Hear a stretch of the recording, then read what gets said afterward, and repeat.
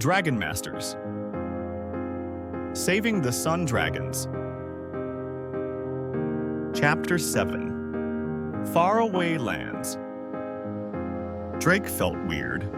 He couldn't feel the ground under his feet, but he could still feel his hand on Worm. His stomach did a flip-flop. Then the green light faded. Drake blinked. His feet landed on sand, and he could feel cool air on his face. Worm, Kepri, and the Dragon Masters were standing on a pathway. A white stone wall lined one side of the path. On the other side of them was a tall, strangely shaped building. Griffith was not with them. Worm, why did you bring us here? Drake wondered. Drake looked up at the big building. Each of the building's four sides was shaped like a triangle. The pointy top was capped with shining gold.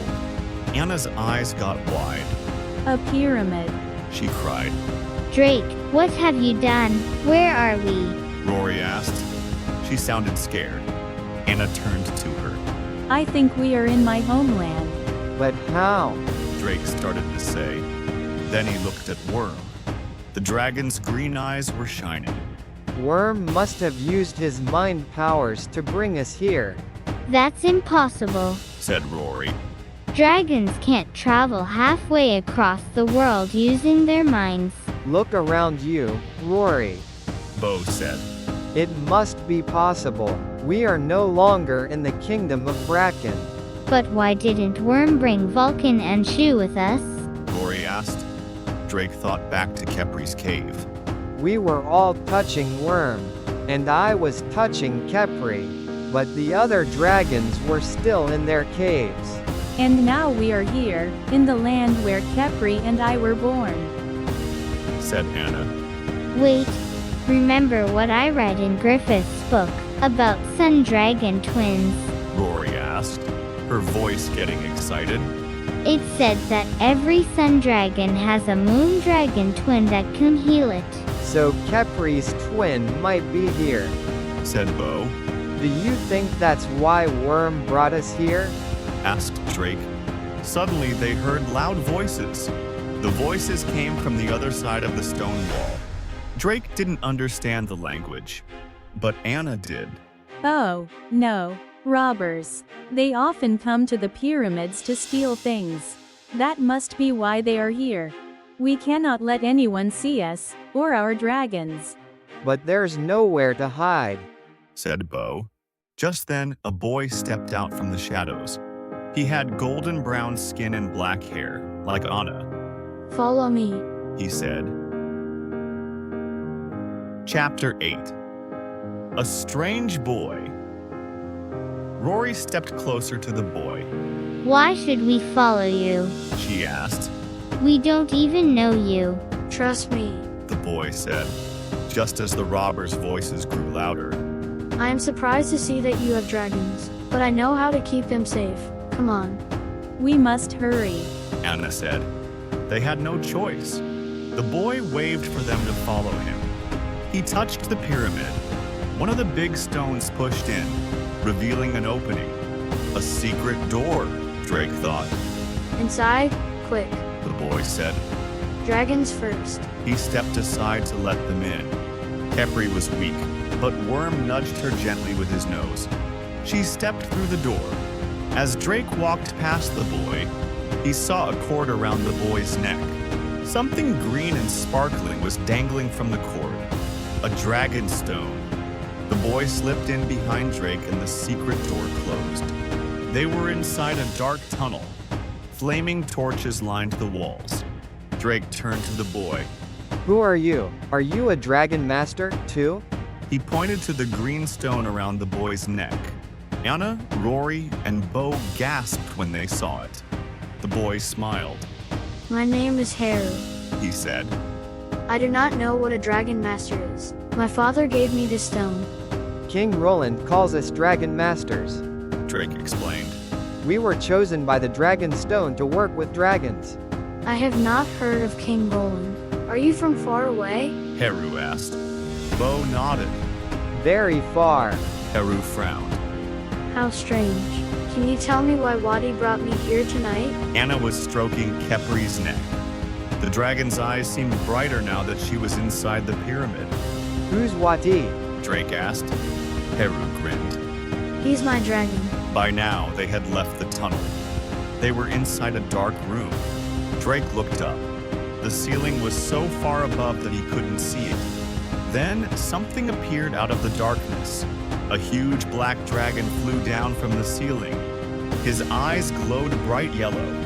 Aye! With a loud cry, the dragon flew down, charging right at them. Chapter 9. Khepri and Wati. Get down, everyone. Drake yelled. The dragon masters all ducked, but the dragon was not after them. He came to a stop right next to Khepri. The dragon wrapped his wings around her and made a happy, purring sound. It looks like they know each other. Drake said, pointing to the two dragons. Wati was gently stroking Khepri's back with one of his wings. Her eyes were closed and her head was drooping. Wati had black scales and Khepri had white scales, but they had the same graceful bodies and yellow-tipped wings. They look a lot alike. Said Bo. Yes, except that Khepri has light scales and Wati has dark scales. Added Drake. Light and dark. Like the sun and the moon. Rory yelled. Anna's mouth dropped open. This is what we'd been hoping for. Heru looked thrilled. Wati is a moon dragon. My father taught me that all moon dragons have a twin, a sun dragon. He said. Wati must have known that Khepri would be in this pyramid tonight. That explains why he suddenly flew off earlier. I am glad that I followed him here. Drake was starting to figure it out. So, Khepri must have known that Wati could heal her. He said. And she must have told Worm about her twin. That's how Worm knew to bring her here. Is Worm an earth dragon? Heru asked. Drake nodded. They have amazing powers. Said Heru. Worm did the right thing when he brought Khepri here. Rory gave Drake a high five. Anna hugged Worm. Thank you, Worm. Then Bo looked nervously at Khepri and Wati. Look. Wati was standing up on his hind legs with his wings spread out wide. Everyone, step back, quick. Heru yelled. They moved away just as Wati opened his mouth. A ribbon of dark colors streamed out. It looks almost like a rainbow, Drake thought, except it's all blue and black and purple. Wati's rainbow ribbon grew and grew. It swirled around Khepri's body.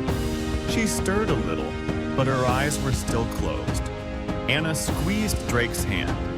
The light from the blue and purple rainbow grew bigger and shone brighter. The Dragon Masters had to shield their eyes. Then, whoosh! The light swirled all around them. Chapter 10. Robbers! The light began to fade. Drake blinked. Everyone looked at Khepri. Her white scales looked shiny again. Her eyes were open and clear. She did not look sick anymore, just a little tired. Khepri. Anna cried happily. She started to run to her when, bam! They heard the sound of wood breaking. Loud voices were coming from the tunnel that led to the hidden chamber. The robbers are coming. Anna yelled. We must get out of here. Rory balled her hands into fists. We'll fight them. She growled. Khepri and Wati roared as 4 men dressed in black ran into the chamber. They carried bows and arrows, spears and clubs. When the robbers saw the dragons, they stopped, their eyes wide. Then one of the men started yelling to the others. The men raised their weapons and took aim at the dragons. They want to capture the dragons. Anna warned. Wati quickly sprang into action. He shot a black beam of light from his mouth. The beam hit the first robber in the chest and knocked him down. Drake's heart pounded. He moved closer to Worm. Then the second robber stepped forward. He sent an arrow flying right at Khepri. No. Anna cried. Then she jumped in the path of the arrow. 이렇게 해서 Saving the Sun Dragon Chapter 10까지 읽어드렸습니다. 이 이야기를 계속 보고 싶으시면 구독과 알림 설정을 부탁드립니다. 좋아요와 댓글로 응원해주세요. 감사합니다. 그럼 다음